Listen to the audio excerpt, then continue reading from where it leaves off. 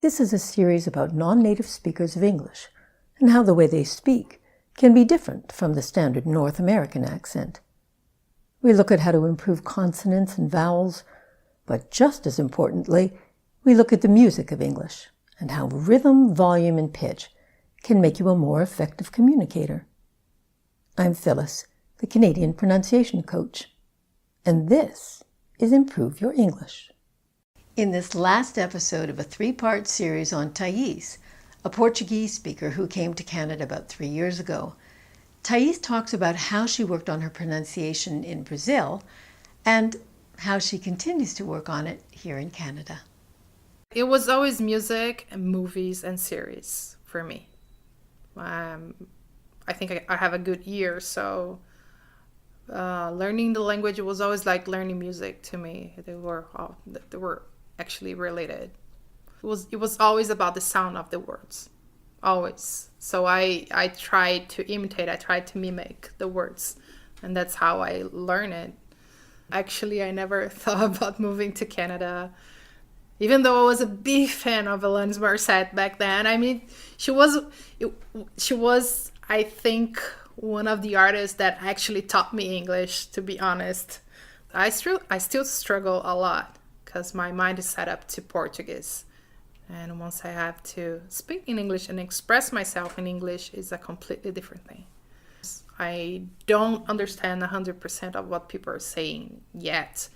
And again, to me, is always about the sound of the words. And I really mean it. Like, I pay attention in every single word that people are saying to me, and with time you get used to how words sound, and that's how I think that's how I'm learning more and more, because that specific word just sounds familiar after some time. I'm still insecure about my English, so sometimes people don't understand the word, one or two words that I'm trying to say. So yeah, I have to say that again or explain what I'm trying to say. I know I have an accent, but I don't really think about it. It's not like I'm trying to eliminate it or anything. I just want to be understood, I think. Thais is very conscious that she sometimes drops sounds which can affect intelligibility, especially when she gets excited and starts to speak a little more quickly. Even though I was a big fan of Alanis Morissette back then. In the passage you just heard, I got a bit distracted as I lost the pronoun I and the consonants on the end of big and Morissette. Even though I was a big fan of Alanis Morissette back then. In case you didn't know, she's talking about the Canadian singer-songwriter Alanis Morissette, who was popular in the 1990s. Sometimes she over-articulates certain words. She was, I think, one of the artists that actually taught me English. What I like about this exaggerated K sound is that it shows that Thais is constantly working at clarifying her pronunciation. She also likes to work on her grammar, and she told me that she deliberately mispronounces certain past tense verbs with ed just so that she'll remember how to conjugate them. And that's how I learn it. You get used to how words sound. We would say that's how I learned. You get used to. We only add the additional syllable with ed when a verb ends in T or D, like started or ended. Otherwise, we use the consonant clusters. I know, consonant clusters can be hard.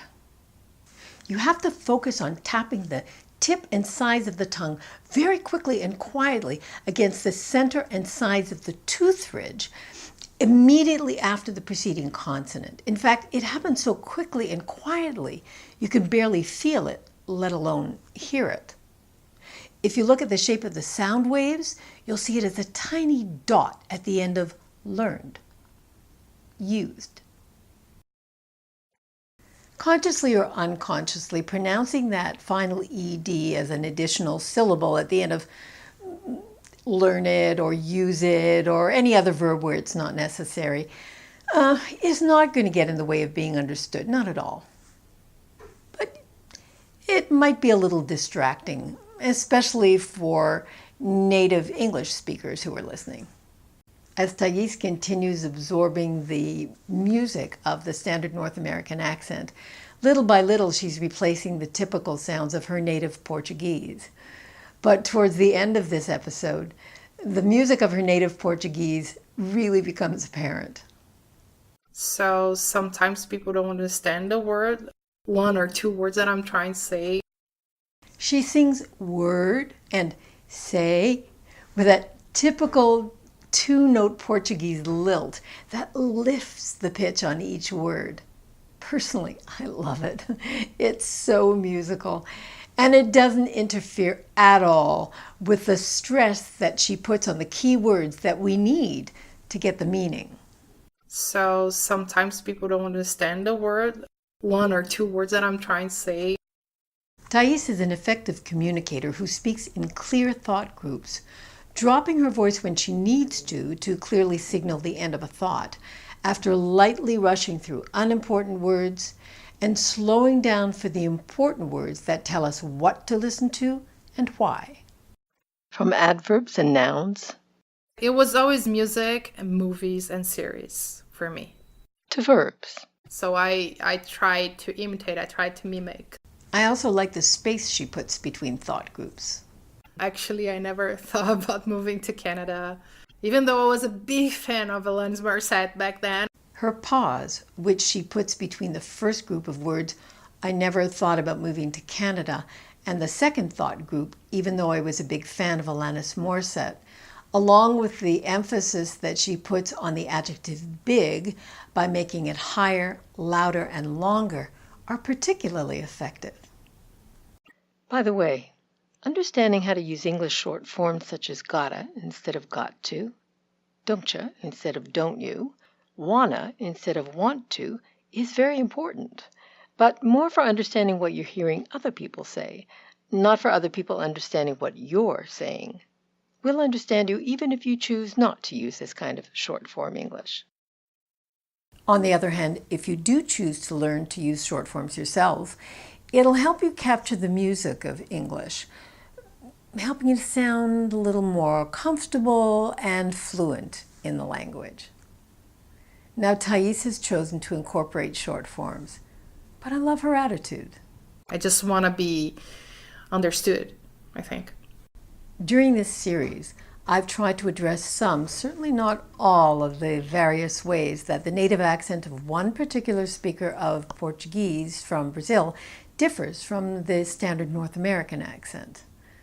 I've also tried to give you some ideas of how she communicates effectively by stressing keywords, pausing, getting faster or slower, louder or softer, and lifting or dropping her pitch. As you work to improve your English, remember, it's the music of English, the rhythm, the volume, the melody that communicate your message most clearly.